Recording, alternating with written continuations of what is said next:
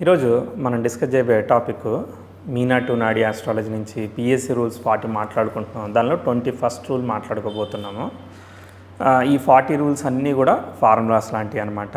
చార్ట్లో ఒక చిన్న ఇంపార్టెంట్ పాయింట్ చూడండి, అది ఎలా పనిచేసింది అన్నట్టుగా మనకి రాఘవాచార్య గారు అద్భుతంగా ఎక్స్ప్లెయిన్ చేశారు. ఎందుకంటే మనకి ఫండమెంటల్స్ ఆఫ్ మీనా టు నాడి అంటే నక్షత్ర జ్యోతిష్యానికి సంబంధించిన బేసిక్స్ అన్ని నేర్పించి మళ్ళీ దాన్ని ఎలా అప్లై చేయాలని 40 ఎగ్జాంపుల్స్ ఇచ్చారంటే రియల్లీ అది ఇంట్రెస్టింగ్ అనమాట. సో అది ఎలా చేశారో చూస్తే, ఎలా అప్లై చేశారని చూస్తే మనం వేరే చార్ట్స్ వచ్చినప్పుడు ఈజీగా అప్లై చేసుకోవచ్చు. నేనేం చేశానంటే ఫండమెంటల్స్ అన్నీ ఆల్రెడీ చెప్పాను. అవన్నీ ప్లేలిస్ట్ ఏరియాలో ఉంది. ఆర్బీఐ తెలుగు యూట్యూబ్ ఛానల్కి వెళ్తే మీకు ప్లేలిస్ట్ ఏరియాకి వెళ్తే లర్న్ మీనా టు నాడి తెలుగు అనేది ఉంటుంది. అక్కడ మీరు చెక్ చేసుకోవచ్చు. నెక్స్ట్ ఏంటిది, ఒక బర్త్ చార్ట్ తీసుకుని 40 ప్రిన్సిపల్స్ ఎలా అప్లై చేయొచ్చు ఒకేసారి, తర్వాత ప్లానిటరీ స్ట్రెంత్ కోసం ఏమి ఇచ్చారు, దశ అనాలిసిస్ కోసం ఏమి ఇచ్చారు, హౌస్ అనాలిసిస్ కోసం ఏమి ఇచ్చారని కూడా సపరేట్ చేసి ఇదిగో ఈ ప్రిన్సిపల్ దీనికి సంబంధించి ఉంది అని చెప్పి చిన్నగా షార్ట్ లిస్ట్ చేశాను. అది కూడా మీరు చూడండి. ఆ కేస్ స్టడీ మీద మనం ఎలా అప్లై చేసామో చూస్తే ఒక అవగాహన వస్తుంది. ఈ చార్ట్స్ అయ్యాక కూడా మీరు ఒకవేళ మీకు ఇంట్రెస్ట్ ఉంది, డిమాండ్ ఉంది అని అంటే నేను కొన్ని ఎగ్జాంపుల్స్ మళ్ళీ మీనా టు నాడి మీద ఫుల్ చార్ట్ అనాలిసిస్ని చేసే ప్రయత్నం చేస్తాను. ఇప్పుడు ఈ ప్రిన్సిపల్స్ గురించి, ఈ పర్టికులర్ ప్రిన్సిపల్లో ఏం మాట్లాడుతున్నారు, ఏం ఫార్ములా ఇచ్చారో అది చూద్దాము.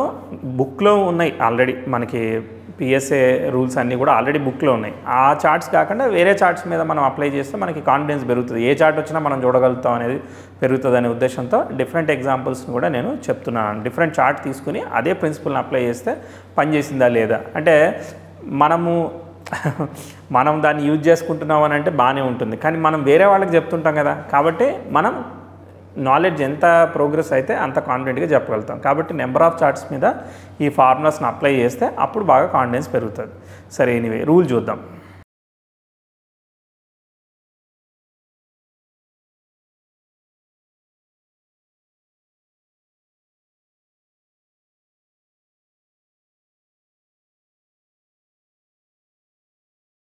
మీనా టు నాడి అనేది నక్షత్ర జ్యోతిష్యం కదా. దీనిలో రకరకాల కాన్సెప్ట్స్ ఉన్నాయి. ఒకటి దిగ్బలం అనే ఒక మేజర్ ప్రిన్సిపల్ ఉంది, తర్వాత ఉత్తమ ద్రేకాండం ఉంది, తర్వాత నెక్స్ట్ జీవ శరీరం ఉంది, తర్వాత ఏంటిది గుణాస్ అనే థీరీస్ ఉన్నాయి. ఇవన్నీ థీరీస్ వల్ల మనకేం అర్థమవుతాయి, రకరకాలుగా ప్లానిటరీ స్ట్రెంత్ అర్థమవుతుంది అనమాట. మామూలుగా సహజంగా మనం బర్త్ చార్ట్ చూడంగానే స్టెల్లార్ థీరీ కాబట్టి స్టార్ లార్డ్ని చూసేసి స్టార్ లార్డ్ ఎక్కడున్నాడు, బాగున్నాడా లేదా అని ప్రిడిక్షన్ చేసేస్తుంటాం. అట్లనే జీవా శరీరా కూడా మనం అప్లై చేయాల్సింది ఉంటుంది. ఎందుకంటే ఒక్కోసారి మనం ఆ విధంగా చూస్తే ఒక్కోసారి ప్రిడిక్షన్ దొరకకపోవచ్చు అనమాట. అందుకని జీవా శరీరా కూడా చూసుకున్నట్లయితే ఇంకా బాగుంటుంది. ఏం చెప్తున్నారంటే ఫార్ములా, జీవా శరీరా ఒక ప్లానెట్ యొక్క star lord of the star lord అనమాట. ఆ జీవ శరీర అంటే దానిలో మళ్ళీ ఆ రాశిలో ఏది బలమైంది ఉంటే దాన్ని తీసుకొని అలా వెరిఫై చేస్తారు. సో రవి చంద్ర నక్షత్రంలో ఉన్నాడు, చంద్రుడు గురు నక్షత్రంలో ఉన్నాడు అనుకో, సో ఇదంతా జీవ శరీరాన్ని డైరెక్ట్గా తీసుకోరనమాట. మధ్యలో ఇప్పుడు స్టార్ లార్డ్ తీసుకున్నారు, ఆ స్టార్ లార్డ్ ఉన్న సైన్లో ఒక్కడే ఉంటే డైరెక్ట్గా తీసుకుంటారు. 2-3 ప్లానెట్స్ ఉంటే దాని ఏది పవర్ఫుల్ ఉన్నదో దాన్ని తీసుకుంటారు అనమాట జీవా ప్లానెట్గా. అట్లనే మళ్ళీ శరీరాలకు కూడా సేమ్ రూల్ అప్లై చేసి మళ్ళీ ఆ రాశిలో ఎవరు పవర్ఫుల్ ఉన్నదో వాళ్ళు తీసుకుంటారు. సింపుల్ ఎగ్జాంపుల్లో చెప్పాలంటే మన ఫ్రెండ్ వాళ్ళ ఇంటికి వెళ్ళాం, రారా క్రికెట్ ఆడుకుందాం అని అన్నాం. సో అక్కడ ఎవరు లేరనుకో ఫ్రెండ్ హ్యాపీగా మనతో వచ్చేస్తాడు. అదే జీవ ప్లానెట్ అనమాట. ఒకవేళ ఫ్రెండ్ వాళ్ళ డాడీ ఇంట్లోనే ఉన్నాడు అనుకో, అరే మా డాడీ పర్మిషన్ తీసుకుని వస్తాను, ఆగు ఒక 1 అవర్లో వస్తానని చెప్తాడు. సో ఆ జీవ ప్లానెట్ వాళ్ళ ఫాదర్ అవుతాడు అనమాట. సో ఒకవేళ మళ్ళీ మీరిద్దరు కలిసి ఇంకో ఫ్రెండ్ వాళ్ళ ఇంటికి వెళ్ళారు, సో వాళ్ళ పర్మిషన్ కావాలనుకో మళ్ళీ అది శరీర ప్లానెట్ అవుతుంది. జస్ట్ ఊరికి సిల్లీ ఎగ్జాంపుల్ చెప్తున్నా. సో చూద్దాం, చార్ట్లో అప్లై చేద్దాం. సేమ్ ఫార్ములా అనమాట. మనం ఒక ప్లానెట్ దగ్గరికి వెళ్ళినప్పుడు అది ఒక్కటే ఉంటే డైరెక్ట్గా అదే జీవ అవుతుంది. అది కాకుండా మళ్ళీ వేరే ప్లానెట్స్ ఉంటే ఎవరు పవర్ఫుల్ ఐడెంటిఫై చేసి చెప్తారనమాట. ఇక్కడ ఏం చెప్తున్నారంటే అది ఏ హౌజెస్లో ఉన్నాయో దానికి సంబంధించిన ఫలితాలు వస్తాయి. జీవా శరీర ప్లానెట్ని కనుక తీసుకున్నట్లయితే జీవా ఏ హౌజెస్లో ఉంది, శరీర ఏ హౌజెస్లో ఉన్నాయి, ఏ హౌజెస్ కనెక్ట్ అయితే అవి మంచి భావాలకు కనెక్ట్ అయితే మంచి ఫలితాలని, చెడ్డ భావాలకు కనెక్ట్ అయితే చెడ్డ ఫలితాలని ఇచ్చేదానికి అవకాశం ఉంటుంది. సో ఇప్పుడు ఈ నేటివ్కి గురుదశలో శని భుక్తిలో వివాహం అయింది. నేను అనాలిసిస్ కూడా రాసేసాను, మీకు ఒకసారి చూపిస్తాను, డిస్క్రిప్షన్లో పెడతాను. ఇంగ్లీష్లో రాశాను, కావాలంటే తెలుగులో ట్రాన్స్లేట్ చేసుకోండి. అండ్ ఈ చార్ట్ని ఇప్పుడు నేను ఎక్స్ప్లెయిన్ చేస్తాను, చూడండి.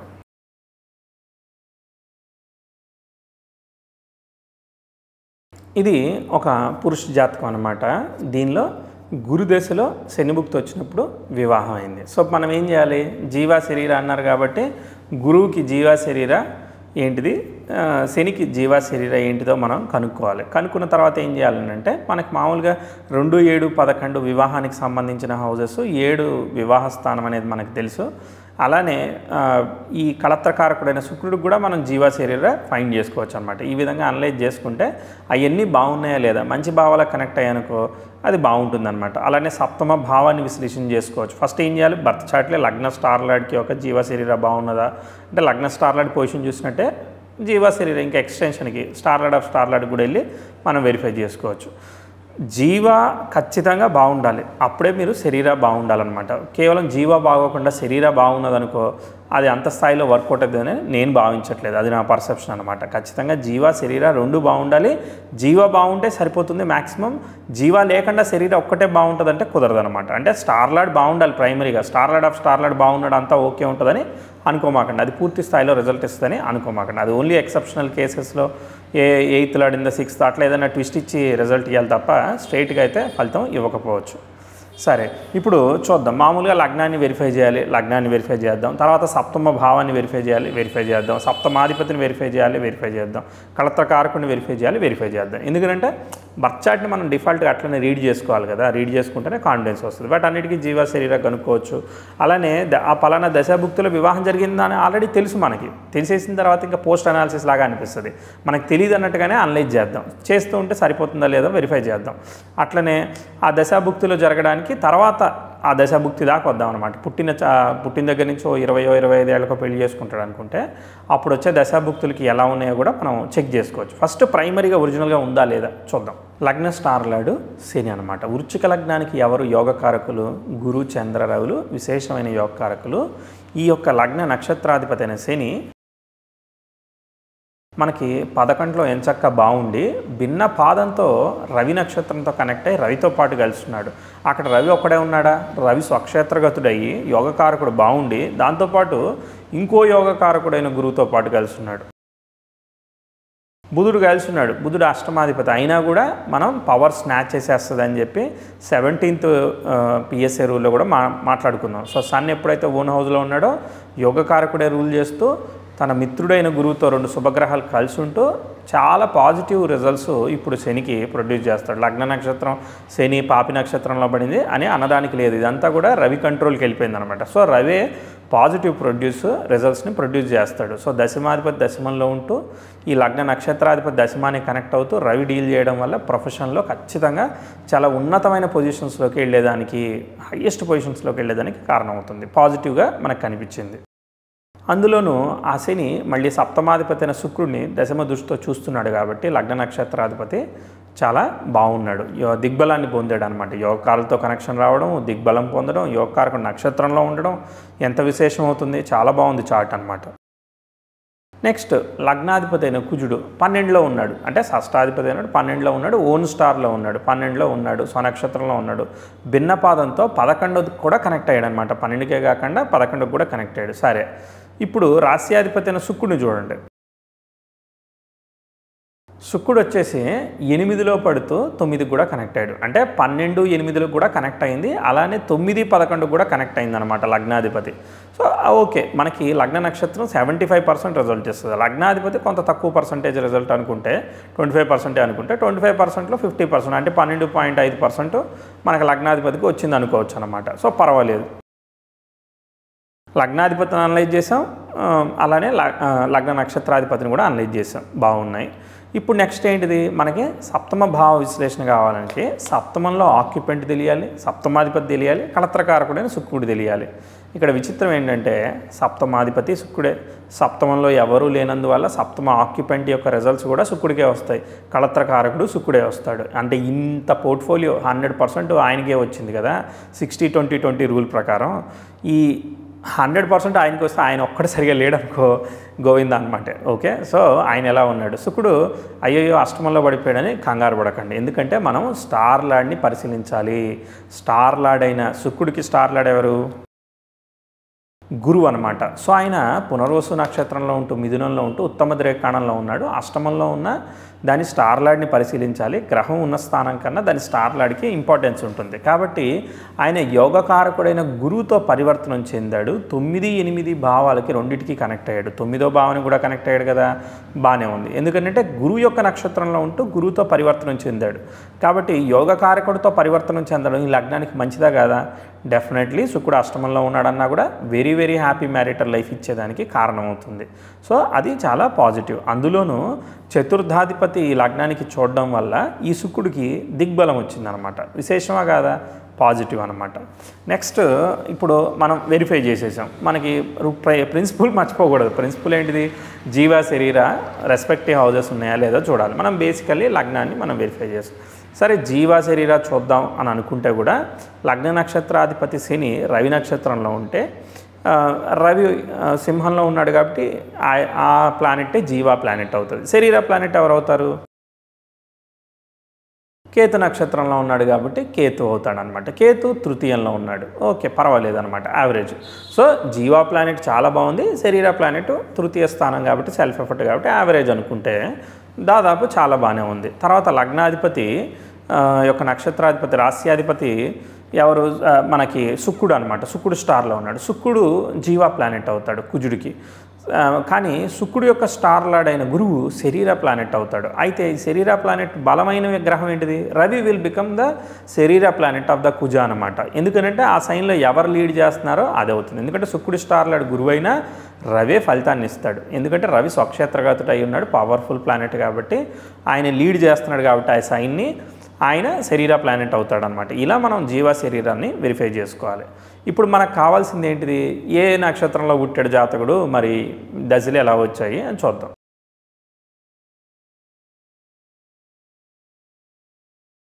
ఇప్పుడు మనకి కొమ్మల్లో 20 డిగ్రీస్కి గురు నక్షత్రం స్టార్ట్ అవుతుంది. 26 డిగ్రీస్లో ఉన్నాడంటే గురు నక్షత్రం దాదాపు 2వ పాదంలో ఉన్నాడు. 2640కి 2640కి మనకి ఆ నక్షత్రం ఎండ్ అవుతుంది కదా. సో ఆల్మోస్ట్ సగం అయిపోయింది. అంటే 8 ఇయర్స్ వరకు గురుదశ ఉంది.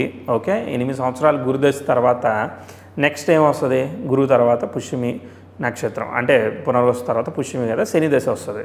శని దశ దాదాపు మిగిలిన 19 + 8 అని అంటే 27 సంవత్సరాలు అనమాట. ఓకే, శని దశ వచ్చేదానికి. ఓకే, ఈ జాతకుడికి ఏం లేదు, చిన్న మిస్టేక్ అనమాట, రెక్టిఫై చేశాను. గురుదశ అయిపోయింది, శని దశ వచ్చింది. శనిలో గురువు ఎండింగ్ అవుతుండగా వివాహం జరిగిందనమాట. సేమ్ శని గురువుల్ని మనం అనలైజ్ చేయాలి. సో శని దశ అండ్ గురుభుక్తి. అసలు శని దశ మనం వివాహం ఇచ్చేదానికి అవకాశం ఉందా అని అంటే, శని తన యొక్క దశమ దృష్టితో శుక్రుడిని చూస్తున్నాడు అని చూడకూడదు. ఎందుకంటే శని యొక్క నక్షత్రాధిపతి ఎవరు? రవి. ఓకేనా? సో రవి విల్ బికమ్ జీవ ఆఫ్ ద ప్లానెట్. సో శని యొక్క స్టార్ లార్డ్ అయిన వాడు ఎవరు? మనకి రవి అవుతున్నాడు. రవి ఈ యొక్క ప్లానెట్ జీవా ప్లానెట్ అవుతున్నాడు.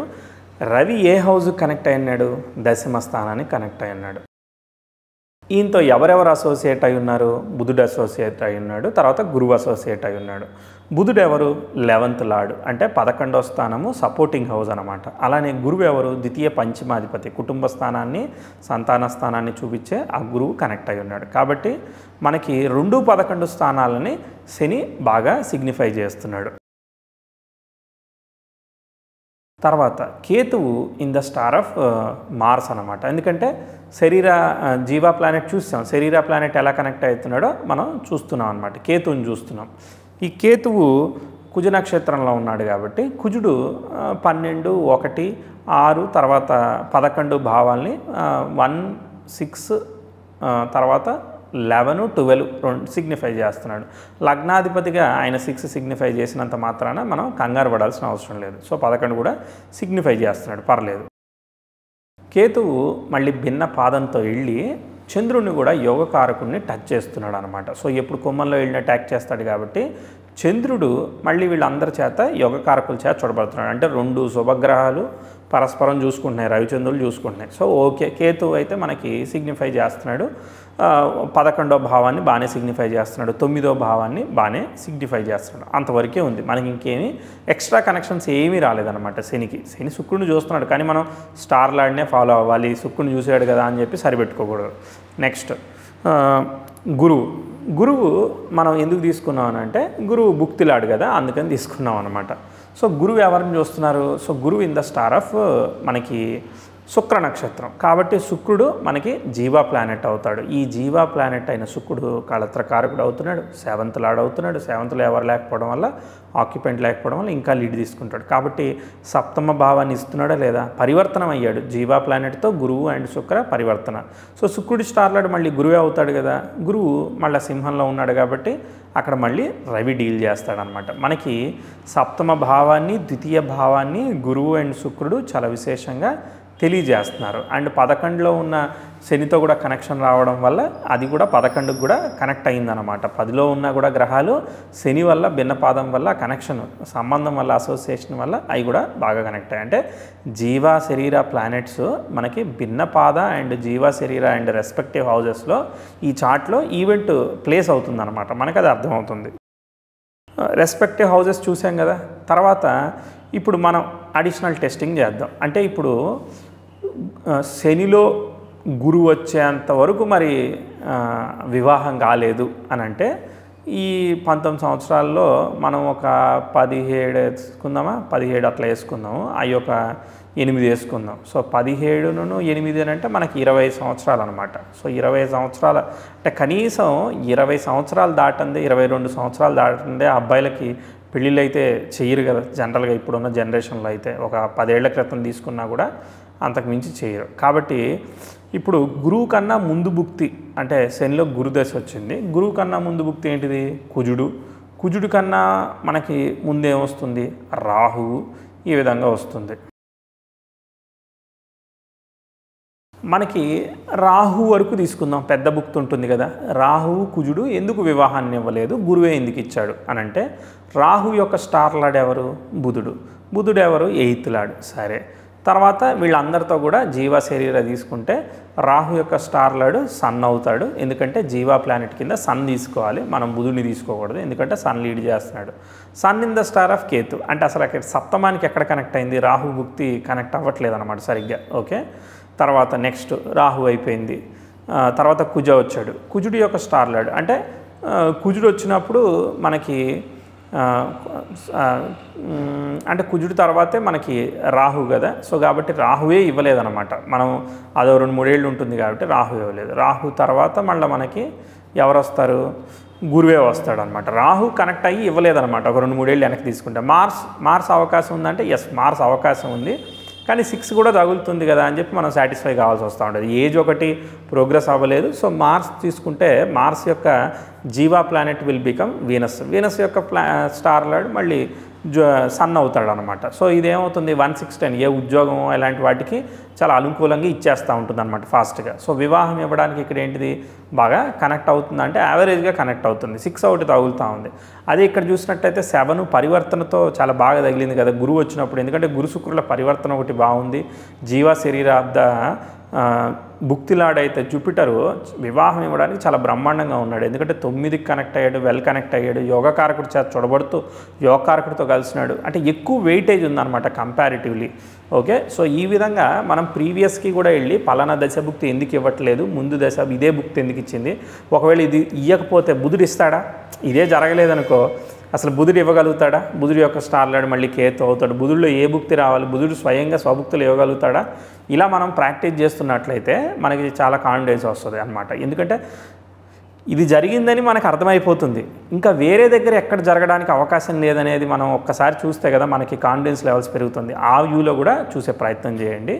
ఎనీవే, సో ఈ ప్రిన్సిపల్ మీకు అర్థమైందని అనుకుంటున్నాను. నెక్స్ట్ ప్రిన్సిపల్లో ఇంకోది ఎక్స్ప్లెయిన్ చేస్తాను. మీ డౌట్స్ అన్నీ కామెంట్ చేయండి, మనం డిస్కస్ చేద్దాం. మీ హ్యాపీనెస్ని లైక్ ద్వారా షేర్ చేయండి. ఈ కామెంట్స్ అన్నీ కూడా మనం ఒక లైవ్ సెషన్లో మాట్లాడదాం. ప్లానటరీ స్ట్రెంత్ ఎట్లా ఇవ్వాలి, దిగ్బలం ఎక్కడ తీసుకోవాలి, ఎక్కడ మనం జీవ శరీరాన్ని అప్లై చేయాలి, కారకత్వాన్ని అప్లై చేయాలి, ఎలా అప్లై చేసి ఇంకా బెటర్గా ఎలా చెప్పచ్చు, చార్ట్ని అంత క్యాలిక్యులేషనే కాకుండా స్ట్రెంత్గా ఎట్లా మాట్లాడచ్చు, ఎక్సెల్లో మనం రకరకాలుగా బిల్డ్ చేసుకోవచ్చు, అది ఎట్లా బిల్డ్ చేసుకోవచ్చు, ఇలాంటివన్నీ మనం మాట్లాడుకుందాం. Okay, thank you so much. Next వీడియోలో కలుద్దాం.